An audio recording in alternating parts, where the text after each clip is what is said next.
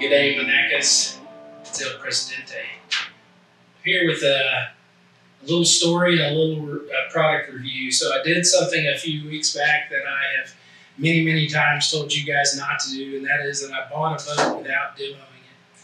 What I've been looking for a long time is something in between my Hobie Pro Angler 14, which is a fantastic boat, covers a ton of water, carries a ton of gear, and my old trusty Jackson Mayfly that I will never part with. That's great in moving water, great for carrying gear, very comfortable. I wanted something like a throw and go boat that I could take, throw in the back of my Toyota, and go and hit some small spots and carry maybe 2 or 3 rods. I've tried a couple of different boats that I didn't really feel like were perfect for that. And then I saw some of the reviews starting to come in on the Hobie Lynx. Some of the things that I saw was that it was super lightweight, that it was super stable, it was a comfortable little boat, that was a clean slate that I could rig up how I wanted. And all of those things were super intriguing and interesting to me. I had heard some of the reviews that it was made out of a little different plastic. It was a little more brittle, and it would be a little bit more prone to damage. And all of that I took into consideration. So I called my friends up at Dugout and told them what I was thinking, and they were game to provide one for us to use as demo and to hopefully get some boats into some guys' hands that without them having to drive all the way to Georgia. So with that, I introduce my Hobie Lynx. I've got it rigged up right now with everything that I think that I'll want, with the exception of the Hobie Lynx H-rails that are on the nationwide, worldwide back order. And I will be adding those to the boat so that I can add some of the H-rail accessories that I can move back and forth between my PA and the Lynx. I'm going to start with a statement that this is my review. This is the things I like, and these are the things that I look for in the boat. Others may have different opinions and different experiences, and that doesn't necessarily make theirs wrong and mine right, but it pretty much is mine's right and theirs is wrong. So I'm going to start with what I like. I love the open slate. I love that it's a flat, clean deck. I did add the Hobie deck pad to quiet down the top of the deck, also to give you a little bit better traction for standing when if you do such a thing in a kayak. I took a couple of accessories from our friends at Yakattack and added them to this boat to make hauling paddle and extra rods easier. The first one is the Yakattack double header. This is a great product. It comes and it's great for holding a paddle, stakeout poles. It also will hold a rod in a pinch, and it's got little leashes on it that you can hold your stuff down to make sure that you don't lose them. I also picked up the Yakattack leash plug adapter, and I'll link all this in the video below. And it comes with a unique little hook that I hope you guys can see that fits all the Yakattack gear. And it works to attach to all the attachment points in the front and in the back of the Lynx. And you're able to attach things like ram balls, Yakattack track balls, and you can attach all of those things to any of those attachment points and add rod holders or other accessories, camera holders, camera mounts. So what I've done is attach my fish finder, which is actually being sent in to get fixed right now, on my left side, which is also where my rudder control is. And I put my paddle there too, so that leaves the right side of the boat easy and clean for me to be able to get in and out in the event that I have to. For me, that was important to have one side without any clutter so that I can easily hop in, hop out. The only thing that I usually keep on this side, there's a couple of little embedded pieces of track, as that's usually where I would keep my camera. And I like my deck clean, so I don't have any accessories or anything in the front, just a leash that I attach to my drive to make sure that it doesn't end up at the bottom of the lake.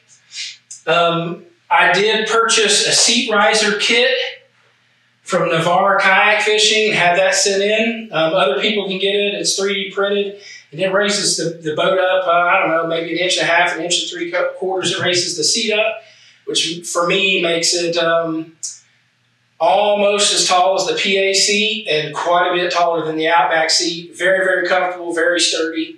And then when you add a cushion, a kayak cushion or two, it can give you even more height. And I definitely recommend a kayak cushion and a cush bar because the seat stock is all right, especially if you're a little fella, it's fine. But for those of us that are a little more sturdy, you're going to want some more cushioning in that seat to make it an all-day boat. The seat riser kit from Navarre Kayak is easily installed. It took me, I don't know, less than 5 minutes to put it on and make a huge, huge difference. Definitely worth the investment. On the Lynx, it does have a spot in the bottom that you can install a transducer.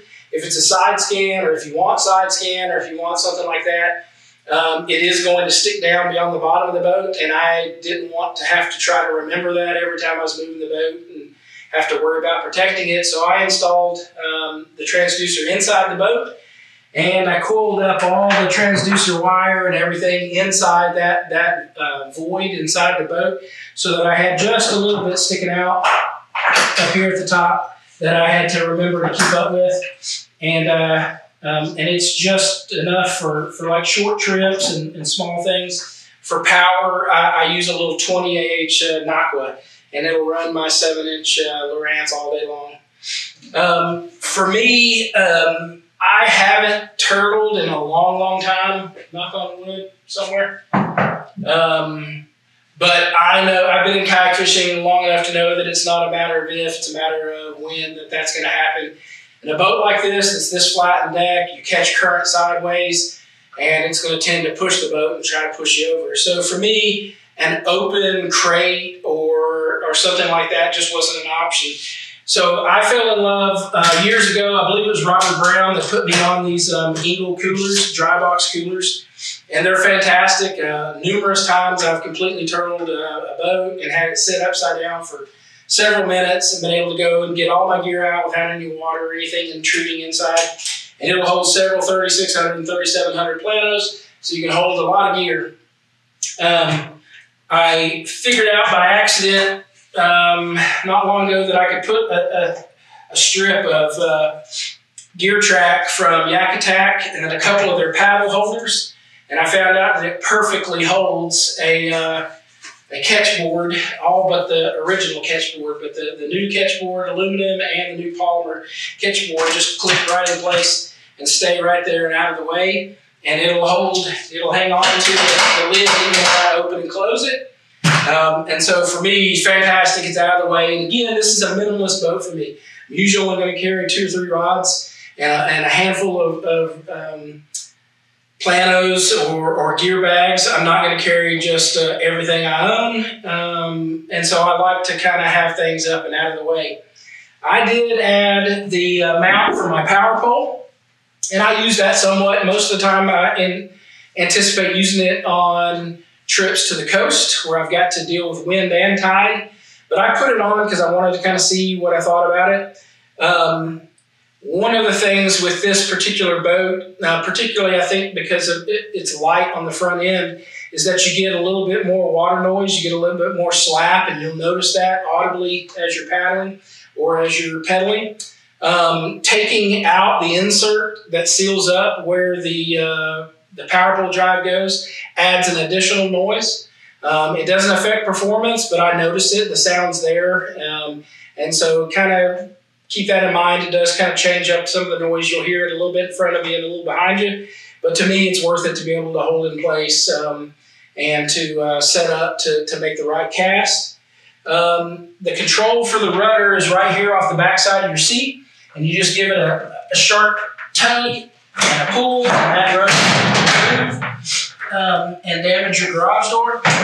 but it's a big rudder, and it's got a great amount of control. Some things that I really love about this boat that I'll share with you. The word I would use to describe this boat is responsive. So within the length of the boat, if you're sitting at a dead stop and you pump the pedals a few times, within the length of the boat, it starts responding and it turns very easily. Even in reverse, it responds really well. And I love that about it because I am very spoiled by the 360 drive, which I believe is the best pedal drive on the market. And so I tend to struggle with other people's drives that don't respond accordingly. For example, I have an Outback that is very fast, very straight tracking boat, and it kind of annoys me that it's tracked so straight, even with a rudder. This boat, I don't have that issue. I'm able to really move however I want and move in very short distances. I've had it in some pretty good slop already, and it kind of skims up over grass and other things. It's fast. It doesn't take a whole lot of effort to get it going. And because it's a relatively low profile, the wind does not affect it as bad as some other boats that I have, even when you've got a big 275-pound sail sitting on the top of it and getting blown around. So great rudder control, really simple design, really clean on the top. It's not for everybody. The material that it's made out of can be a little more prone to damage, especially if you're traveling at speed and hit something like a rock. So you want to be kind of mindful of that. If you're in shallow, rocky rivers, this may not be the best option for you.